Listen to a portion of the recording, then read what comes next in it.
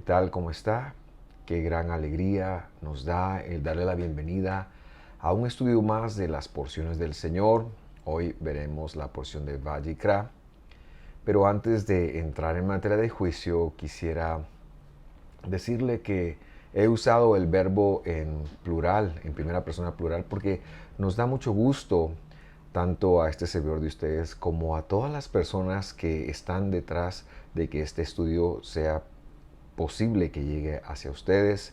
Me refiero a las personas que trabajan en la edición, me refiero a mi familia que lleva el peso y me refiero también a los hermanos de la iglesia Visión de Femisco, quienes con su generosidad hacen posible que también esto llegue hacia ustedes. Así que es todo un conjunto de personas que nos da gusto darles la bienvenida.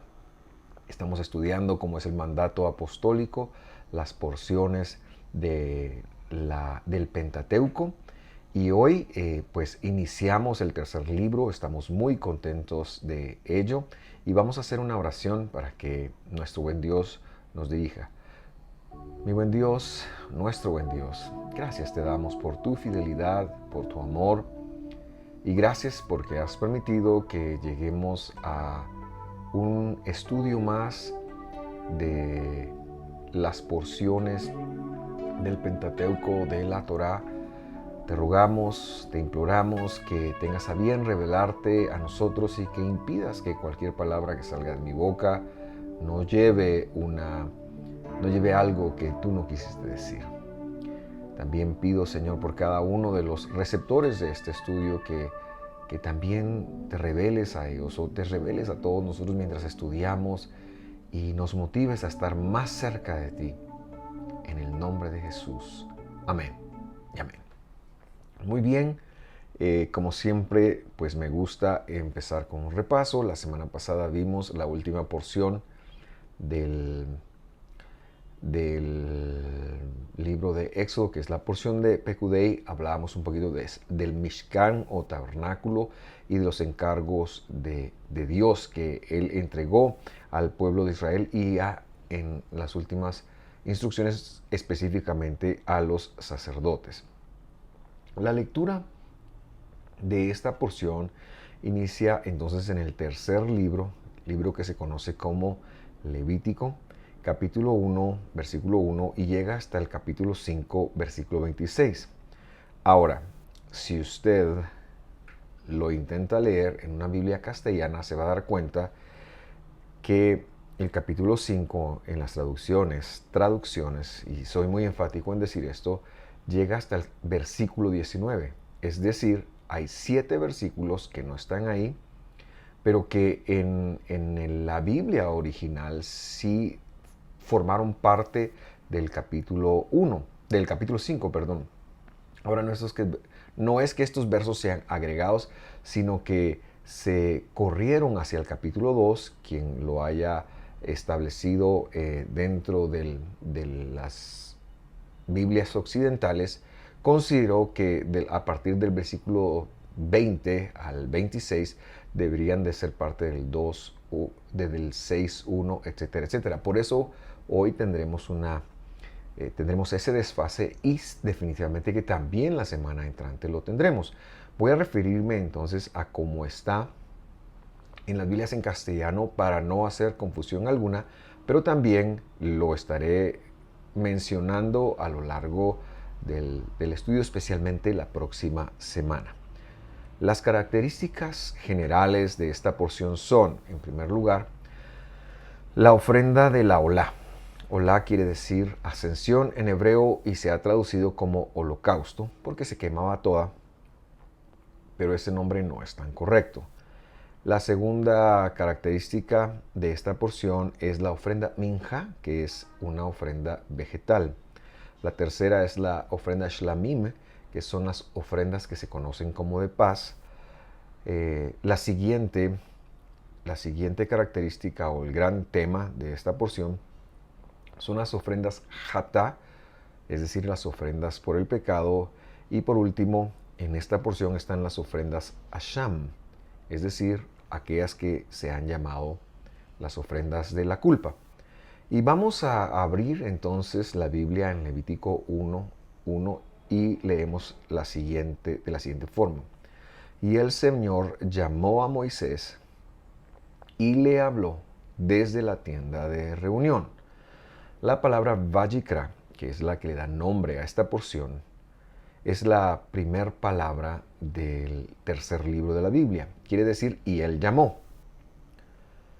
que también es como se conoce el libro en hebreo. Es decir, el libro en hebreo se llama y él llamó, Vayikra. Lo que sucede es que cuando se hace la traducción de la Biblia del hebreo al griego en la Septuaginta, pues por alguna razón le llaman levíticos porque esto tenía que ver con asuntos de levitas. Consideraron quienes la tradujeron o quien la tradujo, consideraron que ese era el nombre. Y bueno, ya cuando el mundo cristiano empieza a tomar este libro, pues se fue con ese mismo nombre. Pero el nombre original quiere decir y él llamó, que también le da nombre, por supuesto, que a esta porción. Y ya solo ese pequeño cambio a su verdadero nombre, al nombre original, y él llamó, debiera despertar en nosotros la noción de algo importante. Y me refiero específicamente al llamado que Dios hace a nuestra vida, a que siempre fue por llamado, siempre fue por gracia. Dios siempre llamó a su pueblo por gracia, siempre fue un llamado, siempre fue Dios el que se proyectó hacia las personas. No encontramos a Dios, Él nos encuentra y nos llama.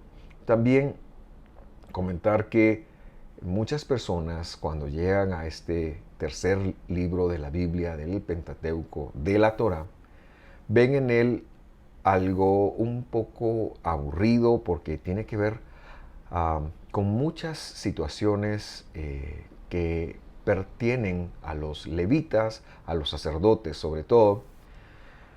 Pero si usted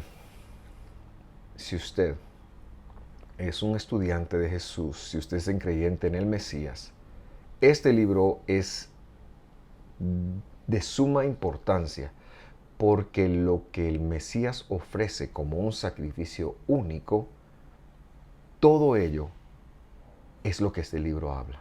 Por lo tanto, para el creyente del siglo XXI que cree que es salvo por gracia, que cree en el sacrificio de Jesús, este libro es determinante que lo conozca. Jesús fue quien dijo, las Escrituras dan testimonio de mí. Y curiosamente, y como hemos visto ya por los propios temas de esta porción, hay una palabra que es muy repetitiva. Hay un tema, debería decir, que es muy repetitivo y es el tema de la ofrenda. Y para adentrarnos en ello, vamos entonces a leer el versículo 2. Y dice así, habla a los hijos de Israel, Levítico 1:2, y diles, cuando alguien de ustedes traiga una ofrenda al Señor, traeréis vuestra ofrenda de animales del ganado o del rebaño. Y así a muy simple vista, para el lector superficial, es muy fácil perder la intención que la Escritura nos está queriendo transmitir. Y vamos a desentramar un poquito el tema. Entonces, en primer lugar, le habla a los herederos de Israel, a los hijos de Israel. Y esto ya tiene que ver con nosotros, los creyentes del siglo XXI, que, como sabemos, hemos sido insertados y que la iglesia no es otro nombre más que la congregación de los insertados, solo que estos son, bueno, ahora en el siglo XXI son gentiles, pero en el siglo I también lo eran judíos. En segundo lugar, no dice traer una ofrenda. Tenemos que conectarlo. El traductor ha puesto eso para que nosotros tengamos una idea más o menos de qué se trata. Pero hay palabras en la Biblia que cuando se les busca una traducción no tienen porque es un concepto entero. Por ejemplo, el concepto de Abba, que fácilmente se ha traducido como el Padre, más que una literalidad de eso, hay todo un concepto teológico que se desarrolló a lo largo de unos 300 años en la época del Segundo Templo. Entonces, a veces pues también le pedimos mucho al traductor y es poco lo que él puede hacer cuando hay conceptos que, por ejemplo, no deberían traducirse, sino explicarse. El concepto de traer una ofrenda es precisamente algo a lo cual me estoy refiriendo, porque lo que dice literalmente, cuando alguien acerque su acercamiento, es lo que dice. Y entonces si el traductor hubiera colocado acercar su acercamiento, nadie hubiera, o probablemente nosotros que no tenemos acceso, no hemos tenido acceso a la mentalidad, no hubiéramos entendido. Y al final del versículo también remata diciendo, acercarán vuestro acercamiento. ¿Qué quiere decir precisamente eso? Y aquí la palabra clave es la que han traducido como ofrenda y probablemente es una palabra que usted ha escuchado, sale también en el Nuevo Testamento. Recuerdo por los estudios de Marcos que también sale en el capítulo 7, cuando Jesús está corrigiendo la equivocación farisea acerca de cómo honrar a los padres. Entonces ahí sale la palabra corbán. ¿Y qué quiere decir corbán? Pues traducen ofrenda, pero la palabra corbán viene de karab, del verbo karab, que quiere decir acercar. Un corbán o una ofrenda, si quiere verlo así, es un acercamiento. Cuando el israelita o cuando la persona del pueblo que estaba en el tiempo de Moisés, en el tiempo de David, en el tiempo desde Moisés hasta la destrucción del primer templo y luego también en el segundo templo, cuando la persona leía Levítico o cuando oía la palabra corbán, no pensaba en el concepto del siglo XXI que nosotros tenemos de traer una ofrenda, sino que en la mente de ellos era hacer un acercamiento o tener un acercamiento. Por lo tanto, lo que podremos ver en esta porción o en esta porción de esta semana, ¿verdad? Es que hay varios acercamientos, hay varias formas de acercarse a Dios y eso es lo que Dios está diciéndole a Moisés, cómo es que debe de manejarse y todas esas cosas tenían que ver para acortar la distancia espiritual, es decirlo, que el pecado había traído en el ser humano. Un punto antes de seguir y es que todos estos acercamientos, como lo mencioné en algún momento ya hoy, tenían que ver con la obra que Dios mismo iba a venir a hacer a la tierra, que el mismo Mesías vendría a hacer para y por nosotros. Ahora, lo que quisiéramos entender entonces es que el animal o la ofrenda vegetal que se presentaba tomaba de alguna manera una parte profética o era una proclama profética, ahora que están de moda esas palabras, era una palabra profética, una proclama, perdón, profética de una función que el Mesías vendría a hacer en este trabajo tan elaborado de generar las reconciliaciones entre los humanos y Dios. Leemos un par de escrituras entonces para traer claridad de algo. Cuando decimos acercamiento o acercar en la Biblia, nos referimos a un acercamiento espiritual. Y antes de que usted piense en espíritus o en cosas intangibles, no me refiero a eso. Cuando hablamos de un acercamiento espiritual, lo que estamos diciendo es que no tiene algo que ver ni con tiempo, ni con distancia. Ni con tiempo, ni con distancia. Y esto es un poquito confuso, pero por eso vamos a leer la escritura, porque nos lo va a aclarar. Romanos capítulo 10, versículo 6, estoy leyendo la Reina Valera revisada, revisión del 77. 10:6 de Romanos dice: pero la justicia que procede de la fidelidad dice así: No digas en tu corazón, ¿quién subirá al cielo? Esto es para hacer bajar al Mesías, a Cristo. He sustituido la palabra fe por el concepto correcto de fidelidad, ¿verdad? Queremos ser consecuentes ya con esto. Versículo 7. ¿O quién descenderá al abismo? Esto es para hacer subir a Cristo de entre los muertos. Más, versículo 8, ¿qué dice? Cerca, Carob, de ti está la palabra en tu boca y en tu corazón. Esto es la palabra de fidelidad que proclamamos, que predicamos. Versículo 9. Que si confiesas con tu boca que Jesús es el Señor y crees en tu corazón que Dios le levantó de los muertos, será salvo. Esta es la palabra de fidelidad que Dios está acercando.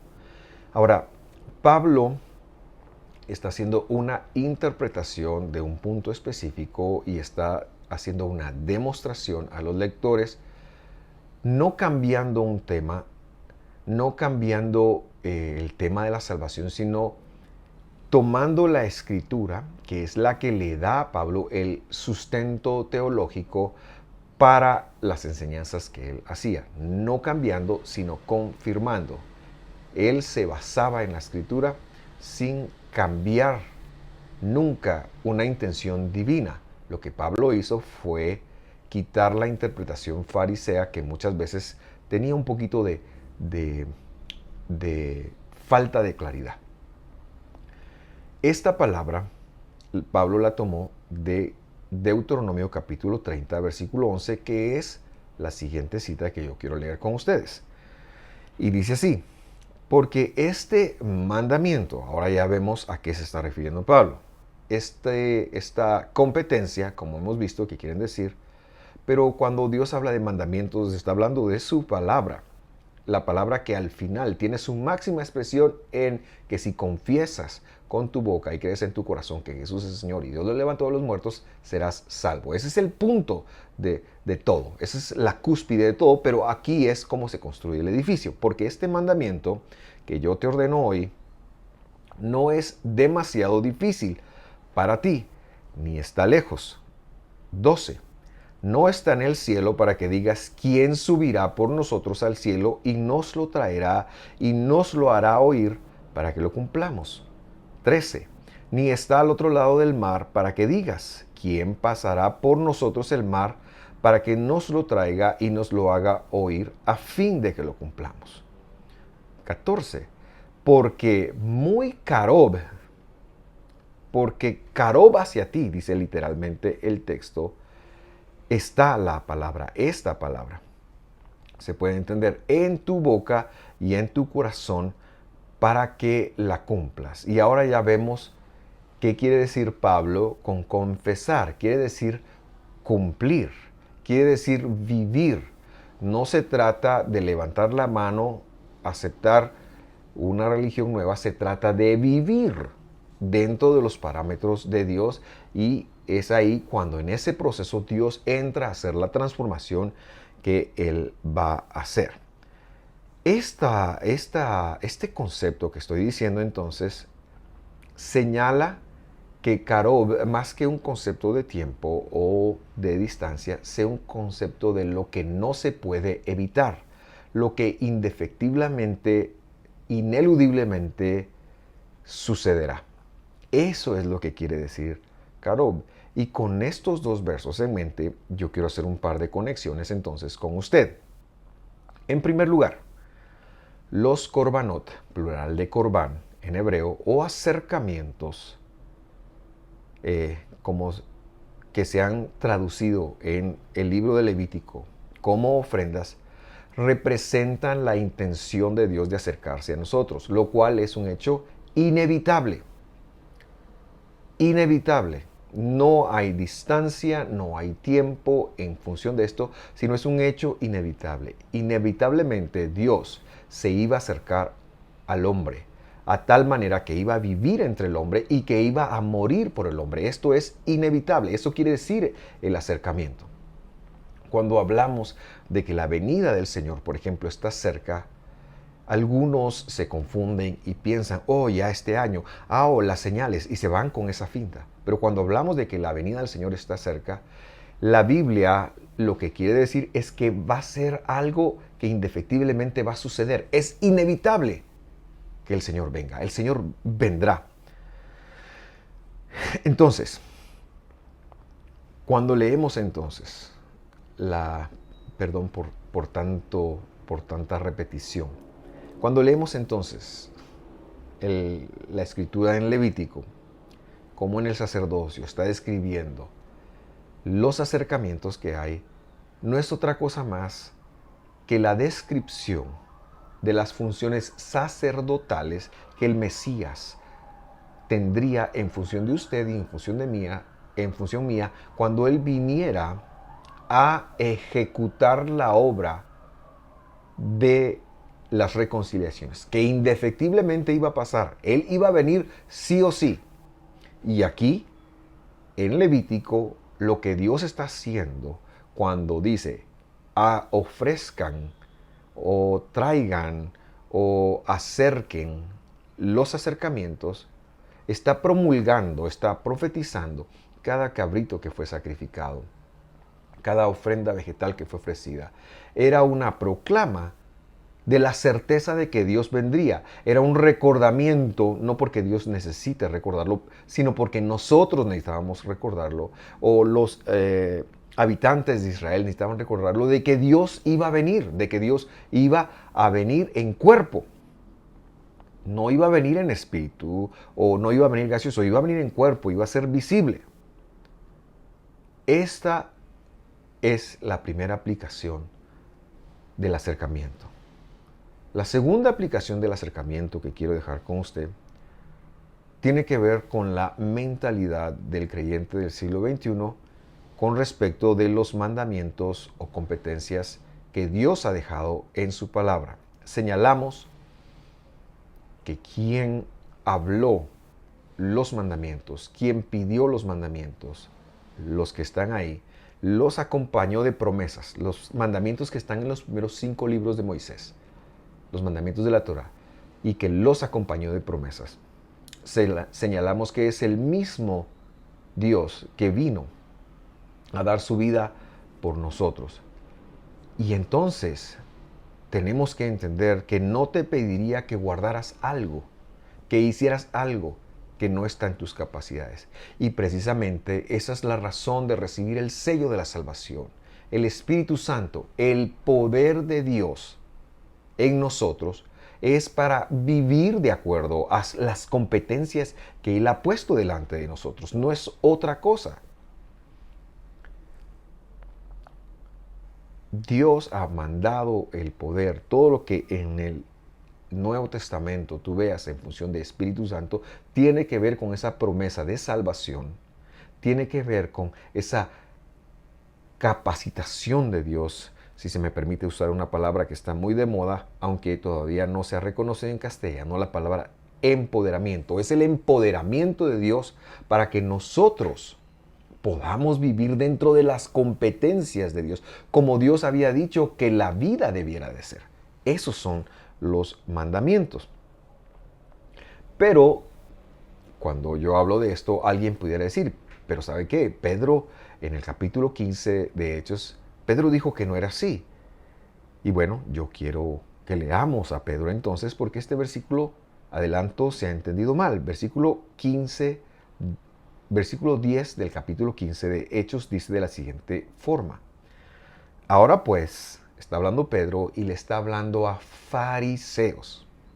Pedro está comentando que él ya tuvo una relación con gentiles y que estos gentiles, Dios dio la salvación para ellos. Ellos decían que solamente judaizándolos, solamente haciéndolos que guardaran todas las costumbres judías. Y aquí también quiero hacer una distinción. Lo dijimos en Gálatas en su momento. Judaizar nada tiene que ver con cumplir los mandamientos que están en la Escritura de Dios. Nada tiene que ver con llevar la dieta de Dios. Nada tiene que ver con guardar mandamientos que Dios nos ha pedido. Eso no es judaizar. Judaizar es tomar todo el contexto de costumbres, todo el contexto de leyes orales, algunas muy bonitas, y decirle al creyente, si tú no haces esto, si tú no guardas los mandamientos como nosotros te decimos que los guardes, en el caso de Hechos 15 era, si tú no te circuncidas para ser salvo, no eres salvo. Esta es una herejía, la salvación es por gracia. Esta era una herejía y es la herejía que se está peleando acá. Judaizar no tiene nada que ver con guardar mandamientos, porque entonces, si usted no mata, porque la Biblia dice que no hay que matar, usted está siendo judaizado. No podemos ver la escritura así, porque los mandamientos son de Dios. Judaizar es tomar las costumbres humanas, la mentalidad humana, el paradigma humano inherente a la tribu de Judá, que tiene mucha tradición oral, una muy bonita, no estoy por atacar o por defender, pero también mucha tradición equivocada, con un entendimiento equivocado, especialmente cuando se le cerró la mente al Mesías, cuando se le cerró la puerta al Mesías. Entonces, seguimos leyendo. Ahora pues, ¿por qué tentáis a Dios, imponiendo sobre la cerviz de los discípulos, estos son los no creyentes, un yugo, y esa palabra es clave, que ni nuestros padres ni nosotros hemos podido llevar? La lectura que se ha hecho es, ya vio, no hay que cumplir los mandamientos. Pero entonces Pedro estaría contradiciendo Deuteronomio capítulo 30, y eso no lo podemos aceptar. Pedro jamás contradijo la palabra. Nosotros pensamos que él lo hizo, pero Pedro nunca lo pudo haber hecho, ni le damos ni siquiera esa autoridad a ningún otro hombre que pueda contradecir la Biblia. ¿Cómo conciliamos esto entonces? Es muy fácil. Por todo el contexto, Pedro no se refería a la Torá del Señor. El yugo al que Pedro no se está refiriendo no es el yugo al que Pedro se está refiriendo no es la Torá del Señor. Él se está refiriendo a la Torá, así le llamaban los fariseos, a la Torá de los ancianos, a la Torá oral. Ese era un yugo que los padres de Pedro no habían podido cumplir. Pero David sí lo hizo, Jeremías sí lo hizo, Daniel sí lo hizo. Toda esta gente vivió de acuerdo a como Dios le había llamado. Pero los padres eran algo que era más nuevo para ellos. La tradición oral tendría unos 100 años, 150 años. Y por eso es que Pedro está hablando precisamente de sus padres. Dice, no, es imposible hacerlo como el yugo que están poniendo. Y por eso Jesús dijo, mi yugo es suave y ligera mi carga. ¿Y cuál es el yugo del Señor? El yugo es la Torah. El yugo es su palabra, es lo que Él puso. Y por supuesto, cuando Él ve cómo los hombres al yugo de la Torah le habían agregado sus propios yugos, dice, esto es imposible. Por eso Él dijo, mi yugo es fácil y mi carga es ligera. Y esto es lo que Pedro está diciendo. Los creyentes del siglo XXI o en el momento que vivamos, si esto se ve en otro siglo, no lo sabemos, pero nosotros lo que hemos recibido es el poder de Dios para vivir dentro de los mandamientos, no por los mandamientos, porque vivimos por gracia. Pero hemos de vivir dentro de los mandamientos, dentro de las competencias del Señor. Y entonces, al iniciar el estudio del Levítico, resaltamos que Jesús está presente acá. Resaltamos que la Biblia es una unidad perfecta. Resaltamos que no existe contradicción entre el pacto de los antiguos y el pacto renovado o el pacto de nuevo. No existe. La Biblia es una unidad, es perfecta, y cada ofrenda, cada acercamiento tiene un mensaje de la obra del Mesías, y cada mandamiento, cada competencia que Dios dejó, no está en el cielo, no está debajo de la tierra, no está al otro lado del mar, está muy cerca, y Dios ha puesto su poder para que nosotros lo vivamos. Con esto en mente, acabamos esta porción. Les recuerdo que la próxima semana estaremos viendo la porción Tzab, y esta empieza en el capítulo 1, en el capítulo 6 de Levítico, versículo 1 hasta el 8:36. Y le recuerdo que en la Biblia castellana esto va a ser probablemente en el 6:8 o en el 6:7, pero en la Biblia en hebreo es en el 6:1 y a la próxima semana estaremos diciendo más al respecto. No se olvide, hoy en la tarde tenemos un estudio de Marcos muy interesante y por favor visite nuestro canal de YouTube, comparta estos estudios, sé que edificarán a otros. Es necesario que también hablemos un poquito de lo que Dios está haciendo en estos tiempos y yo le invito a usted a ser parte de esto, a compartir y por supuesto si tiene una duda, si tiene algún comentario, háganoslo llegar y nosotros lo estaremos atendiendo de la forma como usted se lo merece. Que Dios lo bendiga, que esté muy bien. Hasta pronto.